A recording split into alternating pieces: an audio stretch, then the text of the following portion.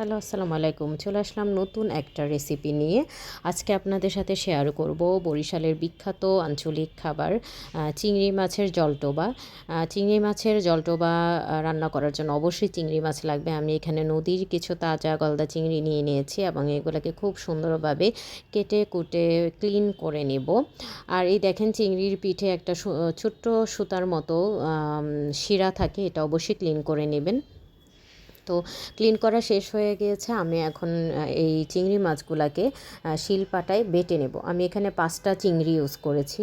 তো চিংড়িটা বাটার আগে খোসা ছাড়িয়ে নিচ্ছি। আপনারা চাইলে ছোট ছোট যে চিংড়িটা সেটা দিয়ে কিন্তু করতে পারেন, খোসা সহই বাটতে পারবেন।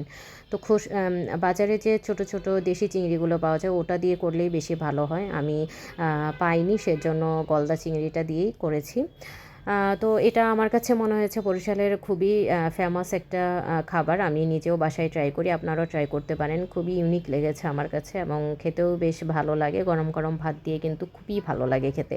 তো আমি এখানে ছোট 2টা পেঁয়াজ নিয়ে নিয়েছি এবং সাথে হচ্ছে একটু আদা নিব। এটা অপশনাল, আপনারা চাইলে নাও নিতে পারেন আদাটা, কিংবা পেঁয়াজ কাঁচামরিচ, এটা অপশনাল, আমি অ্যাড করেছি। আদার পেঁয়াজ কাঁচামরিচ দেওয়াতে এটা ফ্লেভার আরও অনেক বেশি ভালো হয়েছে এবং একটু খেতে ঝালঝাল হয়েছে। আপনারা চাইলে এটা নাও দিতে পারেন, কিন্তু আমি কাঁচামরিচটা অ্যাড করেছি ফ্লেভারের জন্য। তো এখন আমি এখানে লবণ দিয়ে খুব সুন্দর করে মাখিয়ে নেব, কারণ এটার কিন্তু অন্যরকম একটা টেস্ট আসবে যখন আপনি এটা পানিতে দিবেন। তো এই এখন হচ্ছে আমি এই চিংড়ির যে পেস্টটা সেটাতে আরও কিছু উপকরণ অ্যাড করব। শুকনো মরিচের গুঁড়া দিয়ে দিচ্ছি 1/4 চামচ এবং 1 চামচের মতো হচ্ছে তেল দিয়ে দিয়েছি আমি। তো এটাকে একটু ভালোভাবে মাখিয়ে 5 মিনিটের মতো আমি রেস্টে রেখে দিব।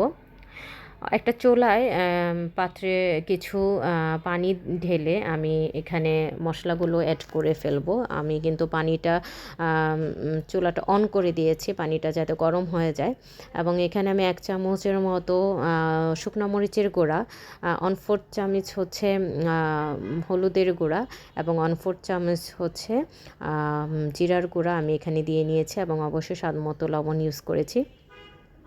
তো আমি একটু এটাকে একটু ঝাল ঝাল করতে চেয়েছি। আপনারা ঝাল যেরকম খান সেরকম ইউজ করবেন। তো পানিটা মানে যখন এরকম বলক উঠবে, মানে ফুটতে থাকবে, ততক্ষণ পর্যন্ত কিন্তু আমাকে ওয়েট করতে হবে।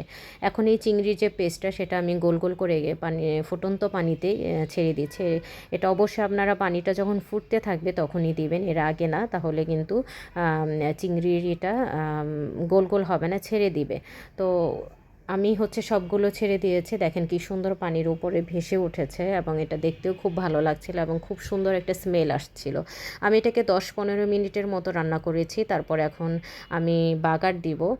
একটা কড়াইয়ে তেল এবং পেঁয়াজটা কিছুক্ষণ ভেজে আমি বাগারটা রেডি করছি। এখানে আমি আর কিছুই দেইনি, শুধুমাত্র পেঁয়াজটা একটু বাদামি করে করে ভেজে নিয়েছি। এখন এটা আমি এই চিংড়ির যে জলটোপা সেটাতে ঢেলে দিলাম এবং এখন এত সুন্দর একটা অ্যারোমা এসেছে যে আমার মানে এটা তখনই খেয়ে ফেলতে ইচ্ছে করছিল। এটা কিন্তু খেতেও খুব মজা হয়েছে এবং আমি এটাতে কিন্তু আরও কিছু পরিমাণ লবণ অ্যাড করেছি। দেখেন এটার ফাইনাল লুক খুবই খুবই ভালো লেগেছে।